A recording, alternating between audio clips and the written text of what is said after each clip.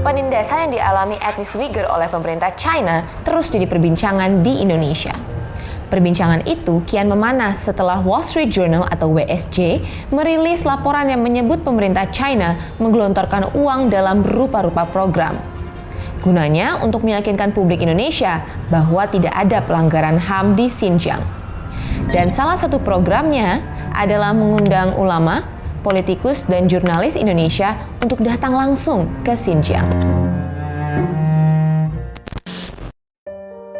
Kamp pendidikan ulang yang masif dibangun pemerintah China di Xinjiang resmi beroperasi sejak 2017, tetapi mulai menjadi sorotan dunia pada 2018. Dewan Hak Asasi Manusia PBB mengkritik sikap pemerintah China yang menutup akses pemantau independen masuk ke Xinjiang.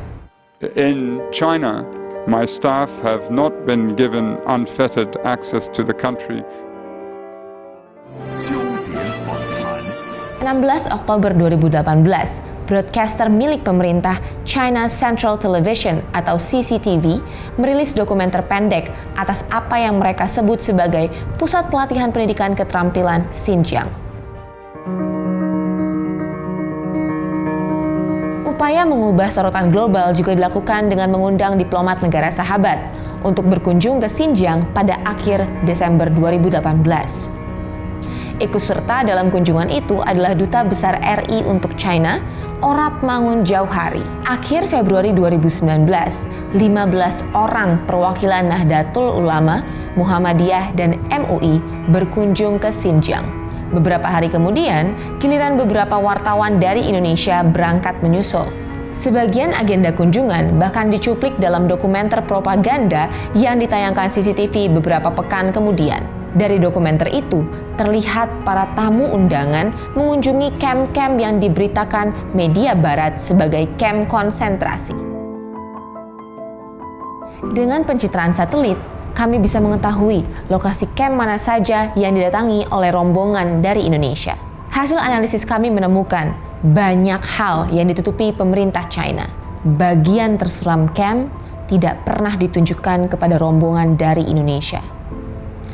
Ada 4 kamp yang dikunjungi oleh rombongan Indonesia, yakni kamp di Caracas, Kashgar, Shule, dan Artux.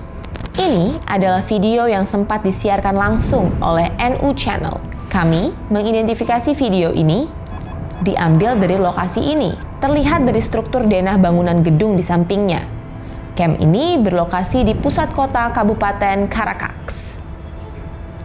Pencitraan peta per 2015 memperlihatkan lokasi area kamp masih merupakan tanah kosong. Setelah dibangun, kita bisa melihat ada pembatas di tiap gedung mirip seperti pagar kawat penyekat yang lazim terlihat di penjara. Namun pada Januari 2019 atau sebulan sebelum program kunjungan dilakukan, pagar ini tiba-tiba menghilang. Tampaknya kamp ini hanya diperuntukkan untuk kegiatan belajar mengajar. Hanya sebagian tahanan tinggal di sana. Mayoritas tahanan lain ditempatkan di sebuah kamp letaknya 3 km ke arah selatan. Dokumen tender menyebut dulunya lokasi ini adalah gudang logistik.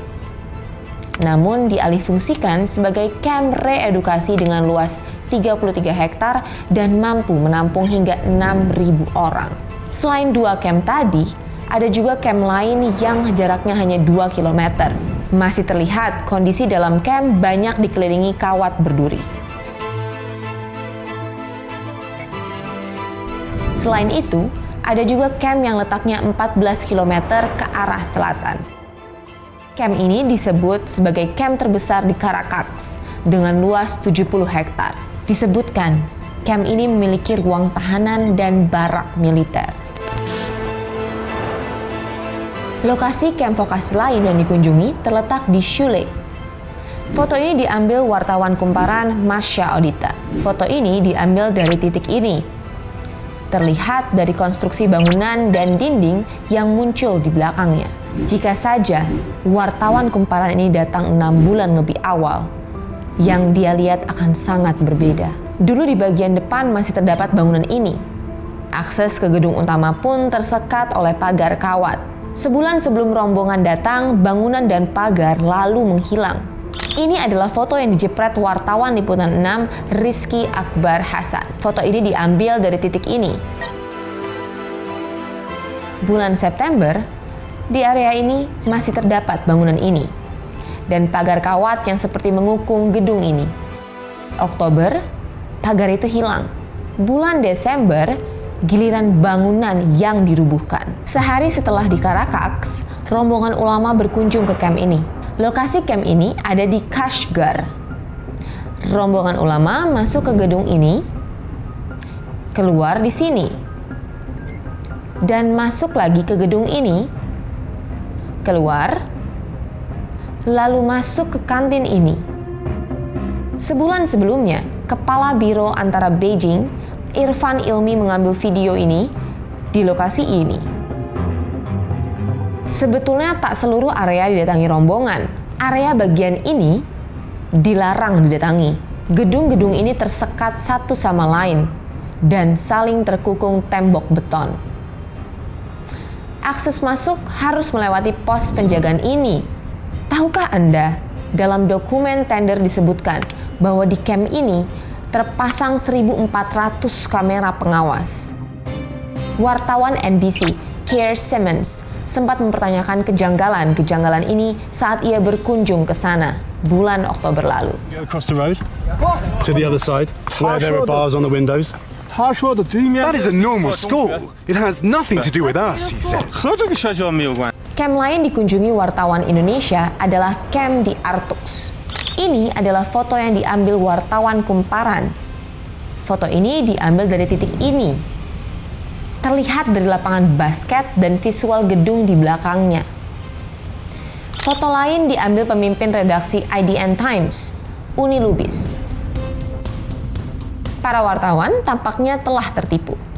Mereka menganggap lokasi camp hanya seluas ini. Faktanya, luas camp Artux 10 kali lipat lebih luas. Dan sisi tergelap camp di bagian selatan tak pernah ditunjukkan pemerintah China pada wartawan. Jika saja para jurnalis diberi akses menyeberang jalan, mereka akan menemukan barak siswa mirip seperti penjara.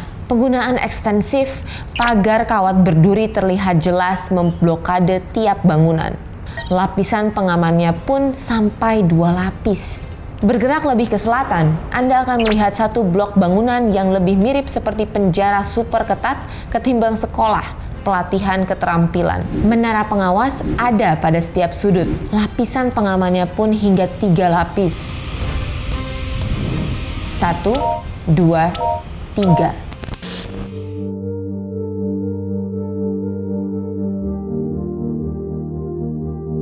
Dalam camp itu orang tidak pernah membayangkan, dikira itu adalah yang serem-serem, justru itu adalah pusat-pusat keahlian.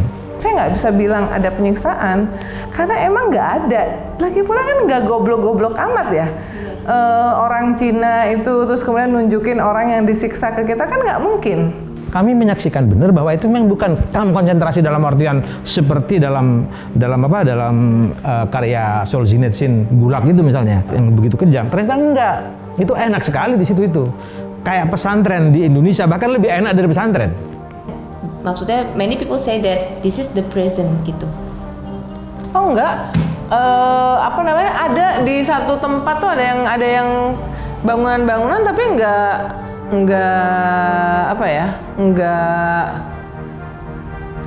aku nggak ingat bahwa ada bangunan-bangunan kayak gini loh.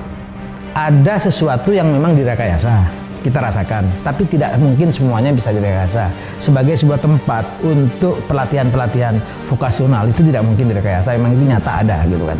Bahwa kemudian ada perbaikan tempat, sebagaimana misalnya ibaratnya orang datang ke sebuah rumah yang asal berantakan lalu kemudian ada tamu lalu mereka berbenah supaya kelihatan asri dan bagus, itu juga dilakukan oleh siapapun termasuk oleh pemerintah Cina. Pada akhirnya, undangan kunjungan yang memberi kesan bahwa Xinjiang baik-baik saja hanyalah sebuah tipu daya belaka.